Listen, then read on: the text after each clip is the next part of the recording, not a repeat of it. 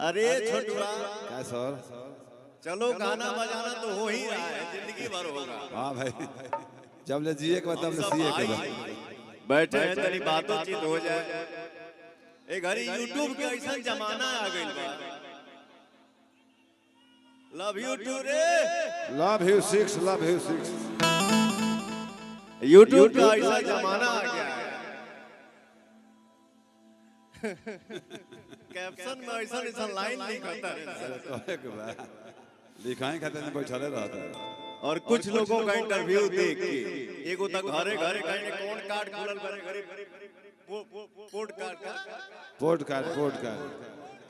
Podcast हां घर ही में पॉडकास्ट खोल दा, घर ही में स्टार बने, हीरो बने, हीरोइन बने, सब घर ही में बना। अपने माने अपने मुंह बड़ाई के फूल बांध देवे के। सही बात है। फलानवा कहीं ना जाने, फलानिया कहीं ना जाली, उनका फिर आवेला तो एक्सेप्ट करेली। सही बात है। हे जा फुर्सत बा, फुर्सत के कमी नहीं है। लेकिन एक बात जरूर मानना पड़ेगा, हमारे भाई इतना प्यार करते हैं। सही में बोलता हूँ कि पवनवा को बोलने की जरूरत क्या है। जैसे एक जनी बोलल बड़ी नाम ना रखब, नाम का धरी नाम तने को नहीं कहता रे नाम धरे के टाइम बा समझ जा सरे पगला।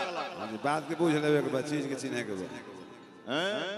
खड़ा होके में गोड़ कांपता था। हां जी, ये भोजपुरिया हिंदी है, गोड़ कांपता था।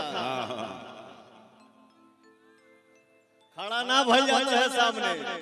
आज बोली निकला था कि सामने से ऑफर आया था। धान हरे ऑफर धान मार तोरी ऑफर के देन के नहीं, सामने से ऑफर आया था तो हमारे भैया सब रील बना दिए हैं। ऐसा दिन आ गया है पवन सिंह का। खैर, इंसान के अंदर अभिमान नहीं, बट स्वाभिमान होना भी बहुत जरूरी होता है। सही बात है। जब स्वाभिमाने नहीं है तो फिर जी के मतलब क्या है ना। पवन सिंह को बोल के किसी भी कलाकार को अगर सुकून मिलता है, व्यूज मिलता है यूट्यूब पे, चर्चाएं मिलती है, चर्चाएं होती है, जाओ तो बात बोल के खुश हो लो। जाओ जाओ। मैं हर बात का जवाब देना उचित नहीं समझता। जय श्री राम।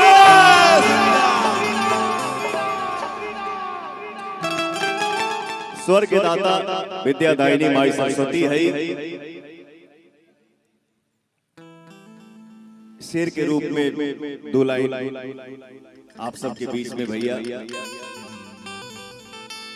सरदा भवानी रखा सभा बीच पानी। अपने जीवन की शुरुआत गायकी का मैं इसी लाइन से किया था। जो हमारे चाचा हमारे पर्स में जो 2 रुपए का नोट दिए थे ना, आज से 25 साल पहले, वो हमारे पर्स में वो 2 रुपए का नोट आज मिली। तो भैया लोकेश बाबा और प्रियांशु जी बुके से आपका सम्मान करेंगे। दूल्हे राजा के भाई आइए आप लोग बुके से।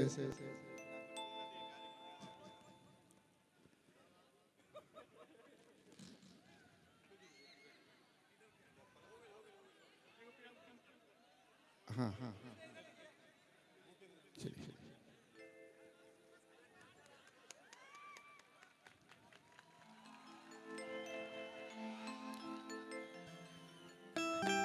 चलिए चलिए।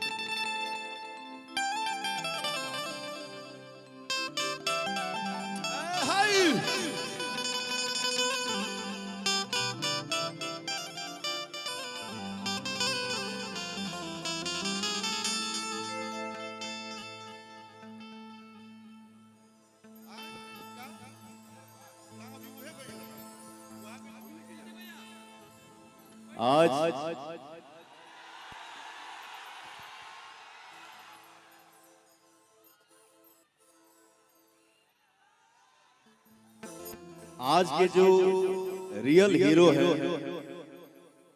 आज के जो हम लोगों के बीच में राजा साहब हैं, हमारे प्यारे भाई सरकारी नौकरी करते हैं और हमारे बहुत ही परम मित्र हमारे छोटे भाई लोकेश मिश्रा जी, इनके चलते, इनके वजह से आज के जो हमारे दूल्हा हैं उनसे दोस्ती हुई। तो मैं आप सबको बता दूं, हम लोग काम कर रहे हैं, बिजी हैं, सोने को नहीं मिल रहा है, खाने को नहीं मिल रहा है, ये सब आप सबका आशीर्वाद है, बाकी इधर कुछ नहीं।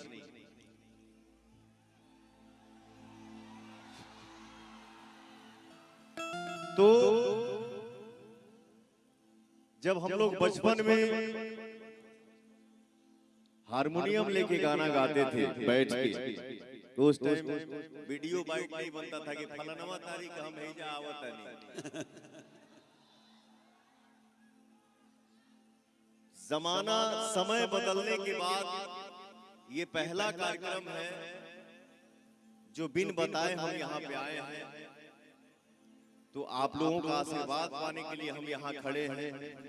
और जो हमारे दूल्हा साहब हैं, क्या नाम है, हिमांशु जी, हिमांशु सिंह जी हमारे भाई हैं। तो अरे भैया भैया भैया, ये नहीं खे सोचेंगे कि हम कहाँ आइल बानी, कमर्शियल शो है, कमर्शियल काम है, नहीं, हम लोग यहाँ प्रेम में खड़े हैं। आपका भाई यहाँ प्रेम में खड़ा है और दुनिया के किसी भी कोने में चले जाइए, एक तरफ 5 लाख खड़ा हो और हमारे जो यूपी बिहार की मिट्टी है, इसकी खुशबू है, इसकी जो ताकत है, अगर 500 खड़ा हो जाए तो भारी है।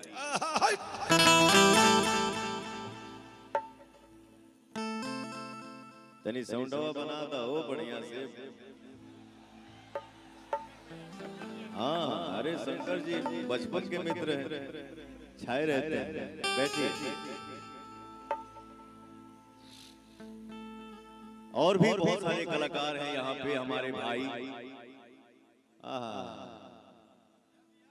मित्र हैं, बचपन के छोटे भाई हैं, क्यों हमसे बड़ा भी हो सकेला।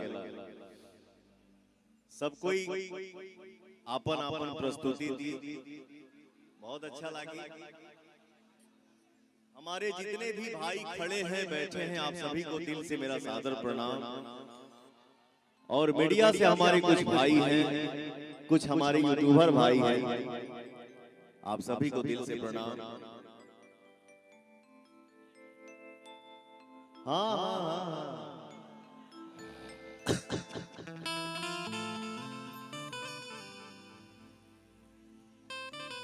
कुछ महीना पहले जब हम यहाँ आइल रहली, हाँ देखला आइल कर रहली रे मर्दवा, हमार घरवे हम आवे के।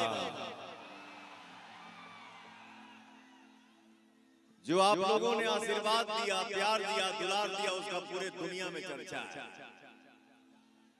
हमारे को फिल्म आवता, जो फिल्म के नाम हम होरा, विलेन आता है, बहुत कुछ बोलता है, बहुत गलता है, तो आपका हीरो, आपका भाई यही बोलता है कि तुम्हारे जीत से ज्यादा हमारे हार की चर्चा है।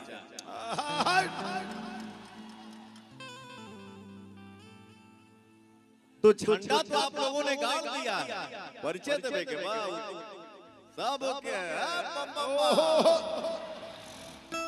और मैं अपने क्षेत्र में अनाउंस किया था, अपना क्षेत्र क्या, भोजपुरी भाषा जहां देखा जाता है, सुना जाता है, बोला जाता है, मैं समझता हूं कि उसी घर का बेटा हूं, भाई।